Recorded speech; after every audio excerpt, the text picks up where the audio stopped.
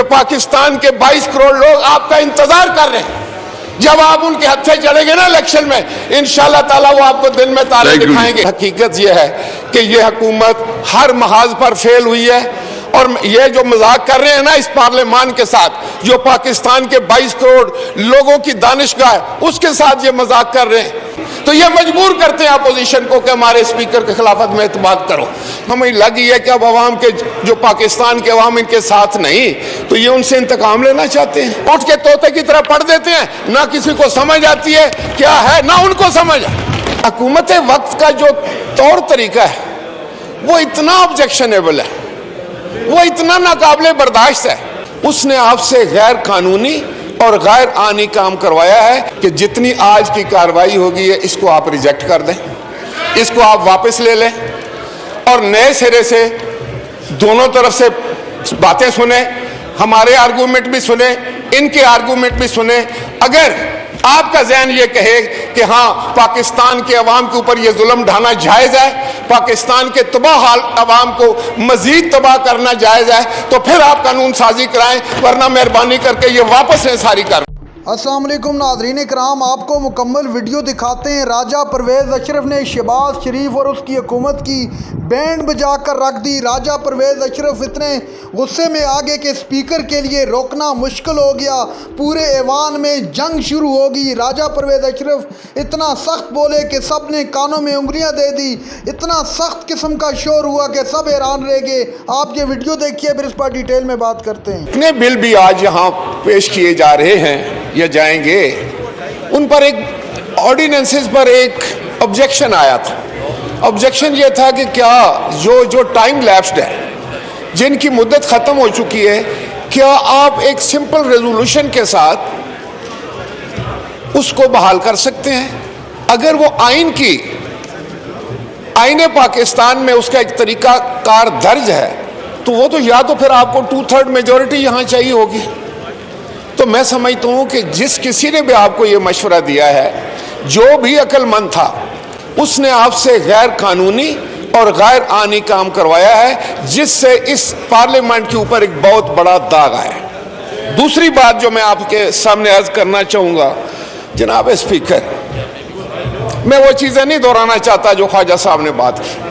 کل جب میں کھڑا ہوا تھا یہاں پر تو ڈپٹی اسپیکر صاحب پریزائڈ کر رہے تھے، تو میں نے ان سے کہا کہ یہاں 6 میں گوئیاں ہو رہی ہیں کہ کوئی منی بجٹ آ رہا ہے، کوئی نئی ٹیکسیشن آ رہی ہے، مہنگائی میں اضافہ ہونے جا رہا ہے، پاکستان کے عوام جو پہلے ہی ایک قسم کے مفلوج ہو چکی ہے ان کی ساری زندگی، ان پر مزید ظلم ڈھانے کی کوشش کی جا رہی ہے.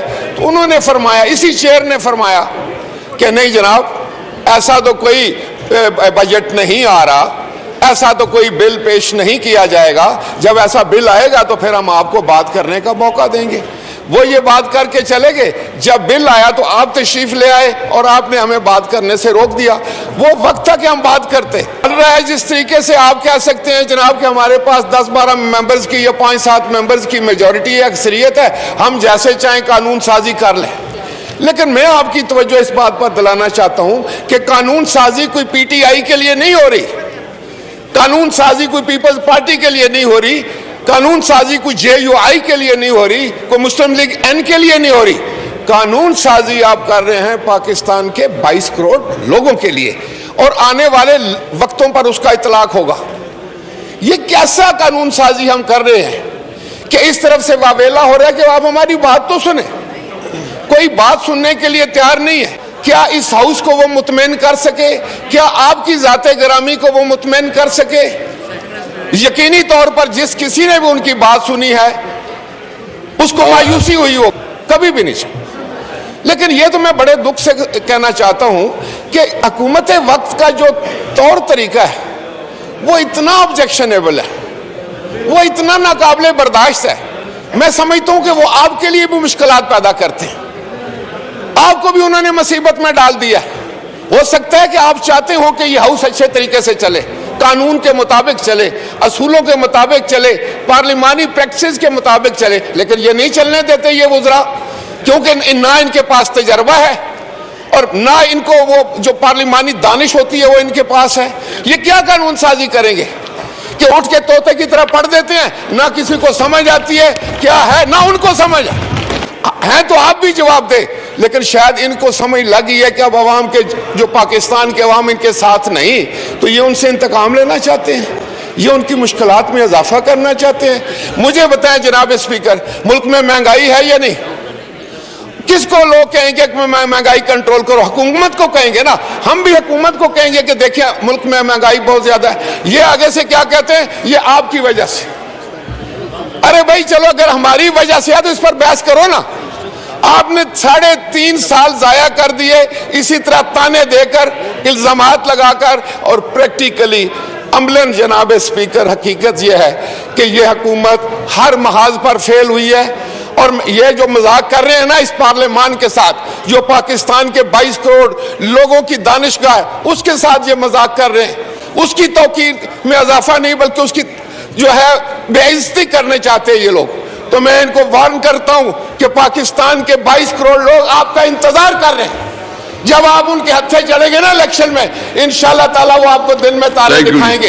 दूसरी बात मैं आपको ये बताना चाह रहा था सर, जनाब स्पीकर, आपसे मेरी ये गुजारिश, आप में बड़ा तहम्मुल है, आप पहले भी स्पीकर रहे, जब ये बेशक शोर करती रही हुकूमत, यहाँ स्पीकर आपके पहले भी थे, हुकूमत को कहती है हमेशा कि आप बुलडोज कर दो, जल्दी कर दो, ये पहले सोए रहते हैं, इनको कोई पता नहीं होता कि इनके कौन कौन से ऑर्डिनेंसेस लैप्स हो गए। फिर जब इनकी आंख खुलती है तो ये आपको इस्तेमाल करते हैं। मैं समझता हूं कि ये बड़ा कभी फेल है कि जो कस्टोडियन ऑफ द हाउस है उसके कंधे पर बंदूक रखकर चलाना चाहते हैं, उसकी मैं समझता हूं इज्जत कम करना चाहते हैं। तो इनको मैं इनकी इस बात की मजम्मत करता हूं कि ये स्पीकर को कंट्रोवर्शियल करते हैं। कल अगर आपके खिलाफ कोई तहरीक उठती है उसके जिम्मेदार ये होंगे। आज अगर मैं इमरान कोई ये अगर तहरीक नाकाम भी होती है जनाब वाला, वो आपकी इज्जत में इजाफा नहीं कमी करती है। जिस स्पीकर के खिलाफ भी अदम एतमाद आती है तो ये मजबूर करते हैं अपोजिशन को कि हमारे स्पीकर के खिलाफ अदम एतमाद करो।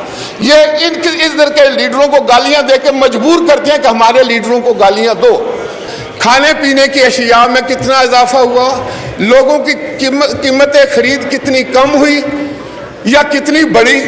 नाज़रीन इकराम, आपने वीडियो देखी। पाकिस्तान पीपल्स पार्टी ने भी हुकूमत को आगे लगा कर रख दिया। राजा परवेज़ अशरफ ने आज तमाम तर चीज़ों से पर्दा हटाकर मुस्लिम लीग नून की आंखें खोल दी। राजा परवेज़ अशरफ ने कहा कि आप अवाम में निकलें, पाकिस्तान की 22 करोड़ अवाम आपको ऐसा सरप्राइज़ देगी कि आपकी आंखें खुली की खुली रह जाएंगी। आप किस मुँह से वोट मांगने के लिए जाएंगे? पाकिस्तानी अवाम आपको कभी भी माफ़ नहीं करेगी जो पाकिस्तानी अवाम के साथ आप कर रहे हैं।